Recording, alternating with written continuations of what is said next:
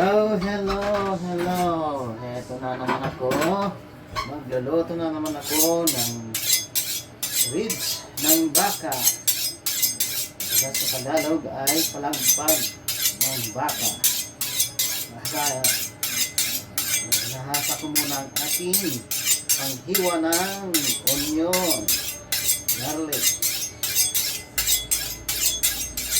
Ang una kong gagawin ay ipiprito ko muna ito para yung matanggal yung ibang taba ng baka, taba ng ribs ng baka.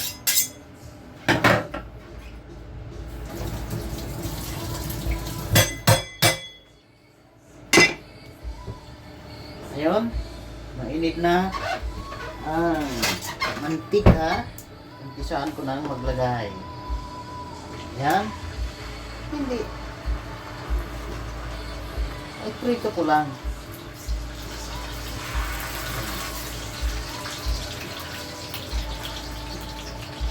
Yan, mga kapitiran.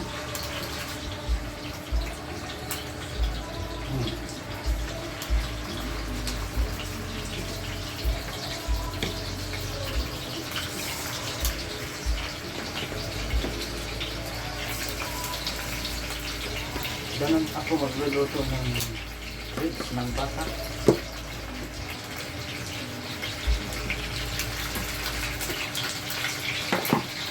Hintayin ko yan mag-brown. Habang piniprito ko to, maghiwa ako ng mga ricado. Gaya ng onion. Binabalatan ko na.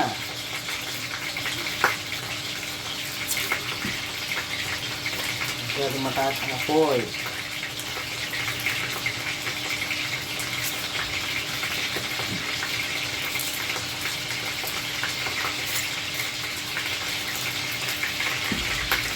Kumbaga, ang luto nito ay bulalo. Yung paasa na ng baka, ang bilhin ko, kaso lang masyadong malaki.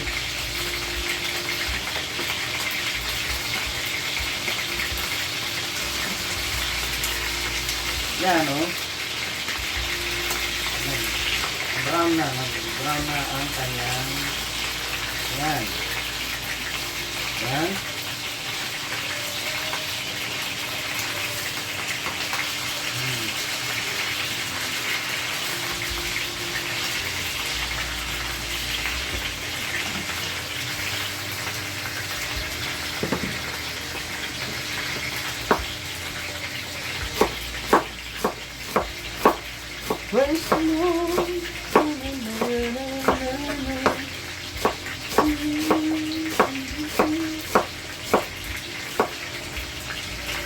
Kasi yung nagpaluto, yun ang gusto niya.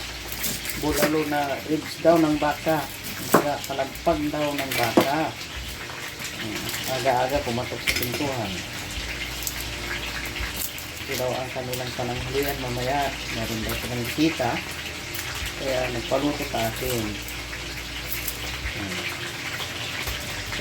Kasi hindi naman siya marunong daw magluto ng pagkain ng Pilipino dahil dito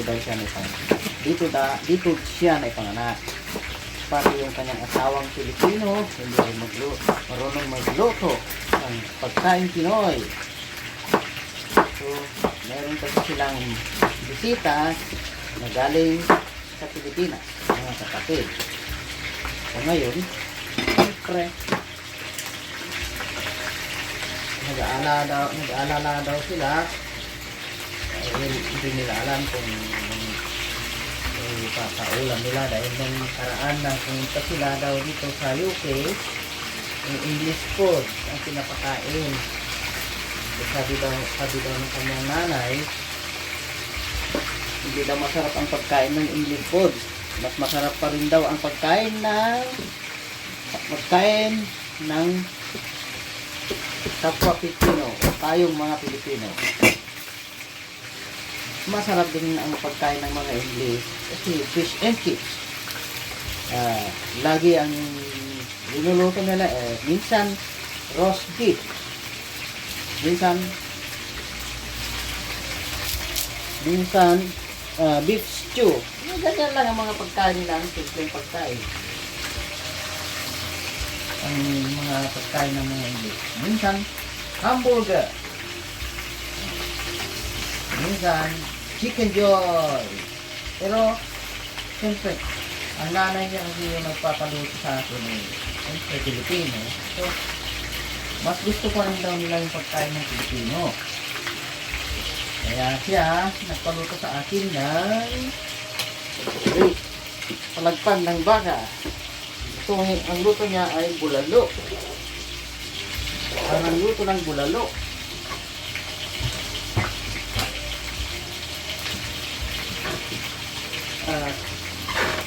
Kumuha lang ako ng paglagyan ko yan. Dito na lang.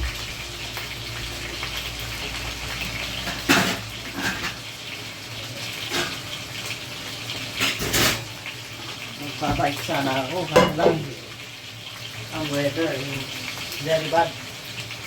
Pangit ang weather. Ngayon, ano na, oh, ganyan ang kulay. Sabi ko muna. Okay. Mas masarap kasi pag natanggal na yung ibang pati niya. Gawin ko yan mamaya. Lulutuin kong slow cooking. Slow cooking. Hanggang lumambot na lumambot ang karne. Pati yung buto. Hanggang lumambot yung buto. Kasi malambot na ang aking buto.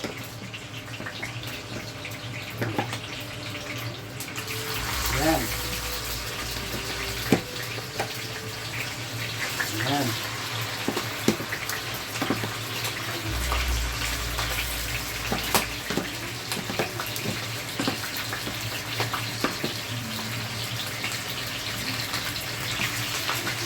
Yan.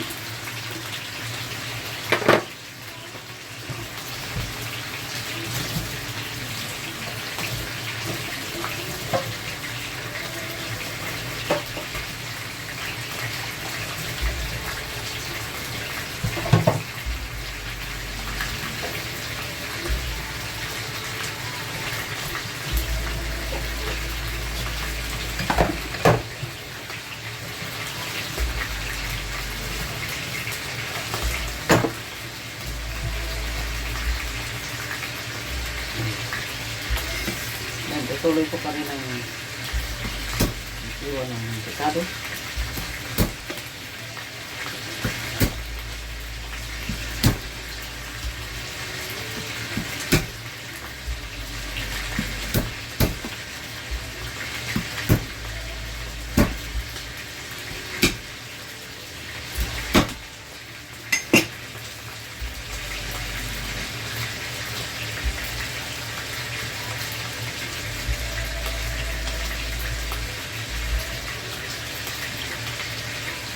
So, ang isasaw ko pala ito ay cabbage,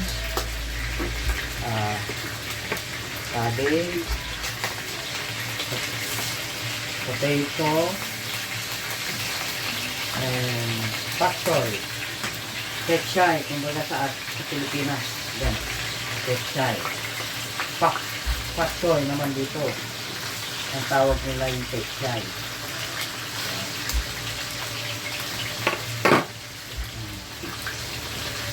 Sigurado ito, masarap. Ako, pag nagluluto ako, hindi ko masyadong naglalagay ng mga ricado.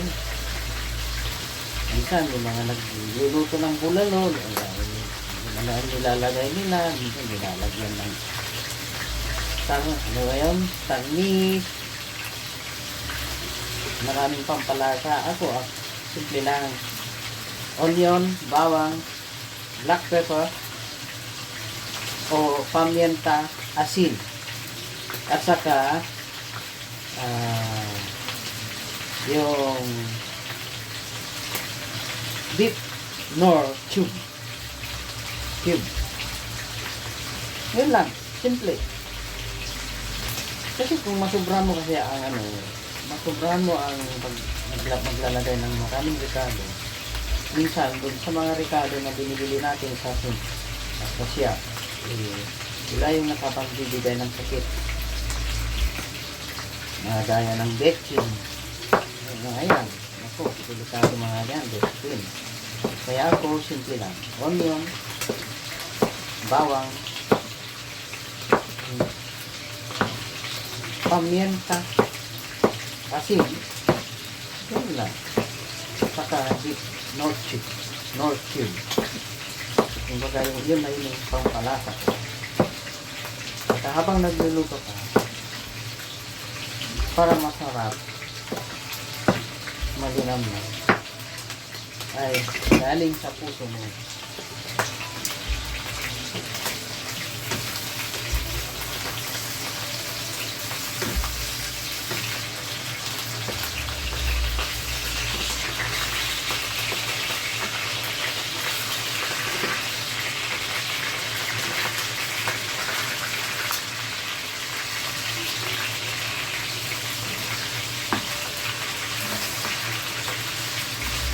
Yan. Ang ibang taba niya, mga pati niya, natatanggal na. Ganun ako magluto. Kasi ayaw ko yung kasi yung masyadong mataba. Kaya tinatanggal ko konti. Pagkatapos yan, ilagay ko na sa ibang panglutuhan.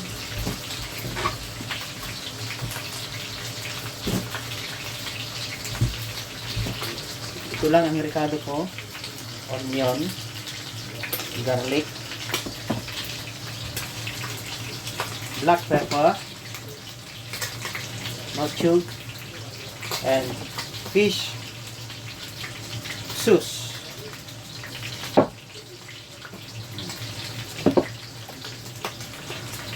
Ngayon, okay na to. Transfer ko na sa ibang panglutuan. Ayan. Ayan. Tapos na. Simple lang. Kung nagluluto, simple lang. Simple lang din ang ricado. Ayan o, natanggal lahat ng mga mantika. Ayan o. Ayan.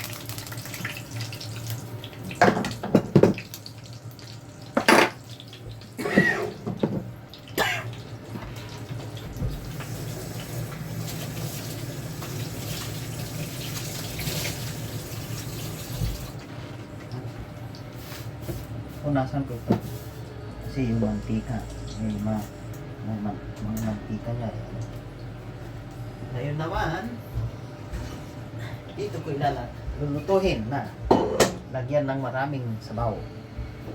Kakasin nila ay bulalo ng pagmamahal.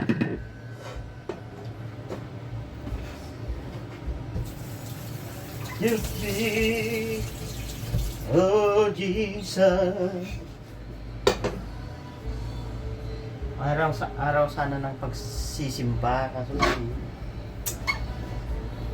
mas maigi na lang na dito ako sa bahay. Pwede ka naman magpuri sa Panginoon na nandito ka lang sa bahay. O, di ba? Hindi ko nakakalimutan na ang Panginoong Jesus na siya ang tagapagligtas sa aking buhay. Yun ang very importante sa atin.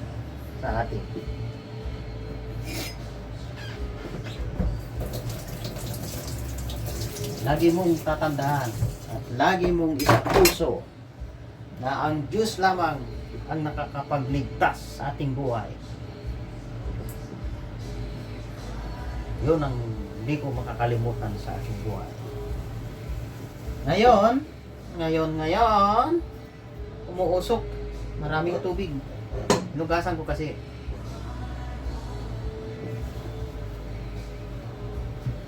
At ito pa ang isang ricado.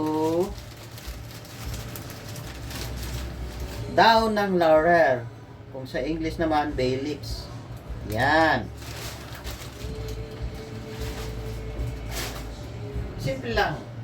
Simple lang mga kapatid.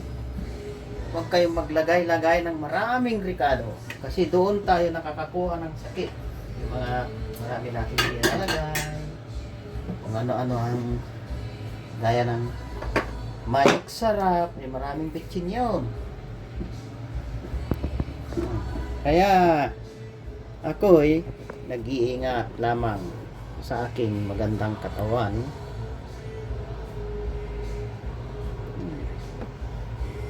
Ngayon, yan ko na ng mantika. Kaunting mantika lang. Para lutuin ko ang bawang. Mga iba, pag nagluluto sila ng bulalo, mga iba, dinalagyan ng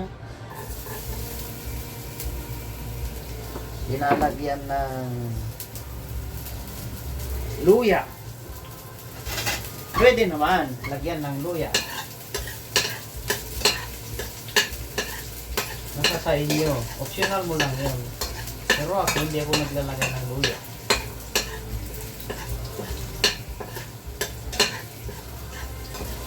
Yan.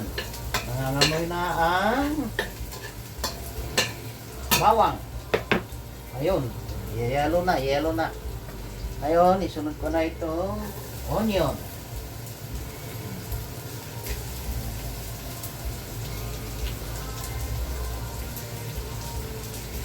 Holy, you are holy. Ito na yung mga ricado. Black pepper. No cube. Beef cubes. Patis. Oh, fish sauce. Ito, fish sauce.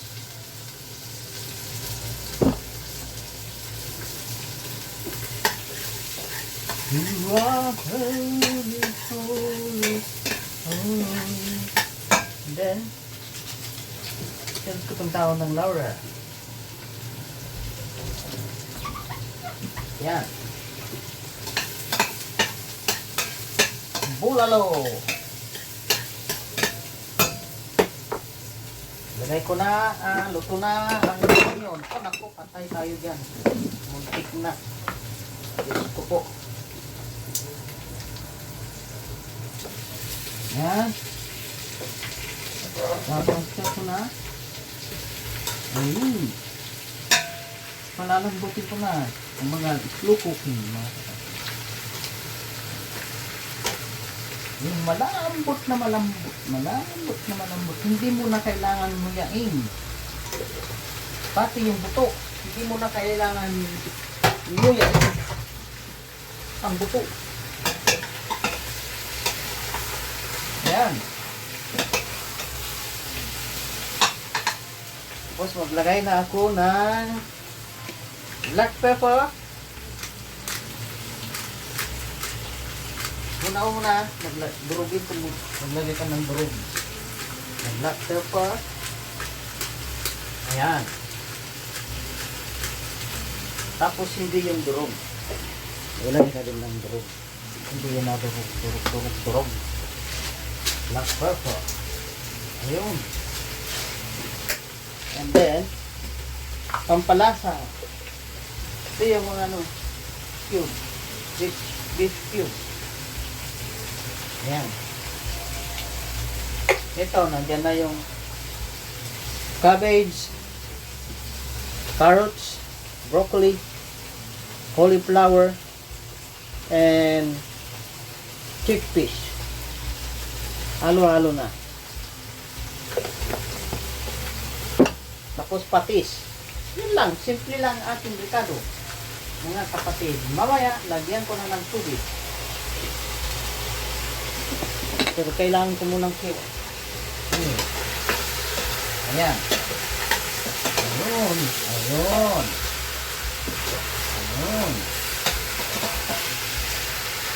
Wow! Sa amoy pa lang, napakasarap na. Ayan. Ayan. Tanggalin ko na mga to. At ako'y magpakakulo ng tubig.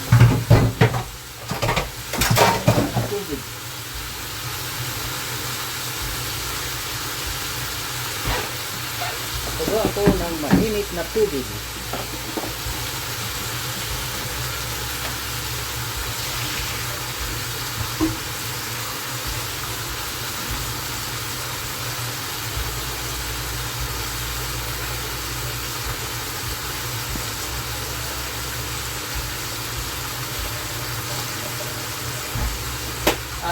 Lalagyan ko pang ng mais, yung sweet corn mamaya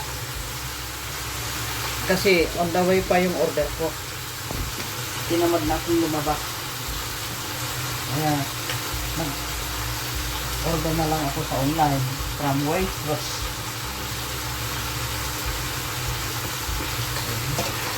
Ayan na.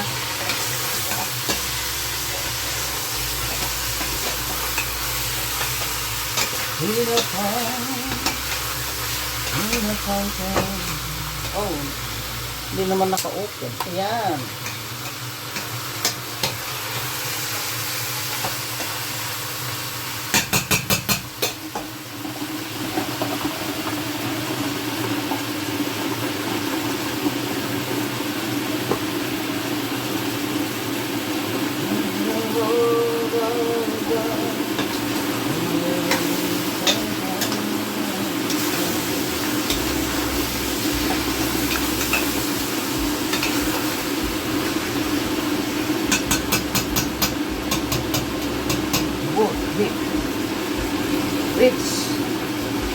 Beef ribs bulalo, ribs soup,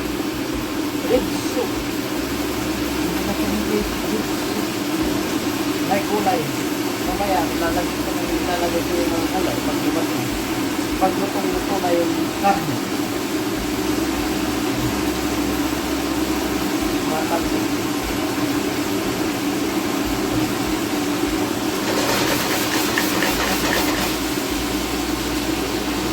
Hintayin mo na mag-brown yung karne.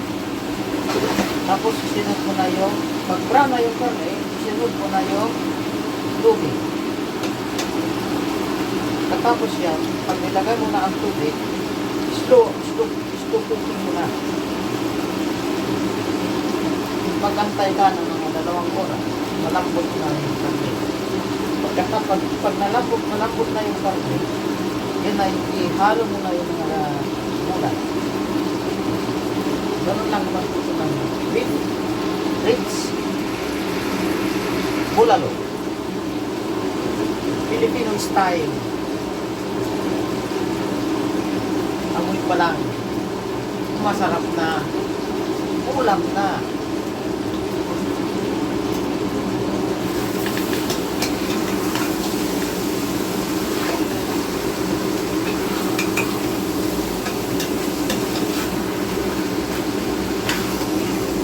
Kaya na kayo, maingay yung ano, aso. Tignan nyo mga kapatid, yung pula, brown, baba.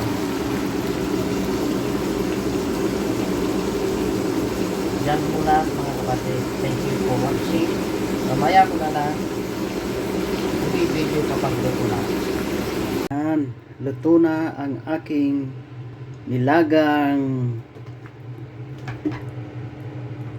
walang ribs ng baboy, kumbaga bulalo. Hindi ko hinalo ang gulay kasi pag ihalo mo masyadong maluto yung gulay, kaya hiniwalay ko siyang linuto. Pak choy at saka hot cabbage, sweet corn. On the bottom there is a potatoes. Yan lang. Luto na. Kain na tayo mga kapatid. Ayan. Goodbye.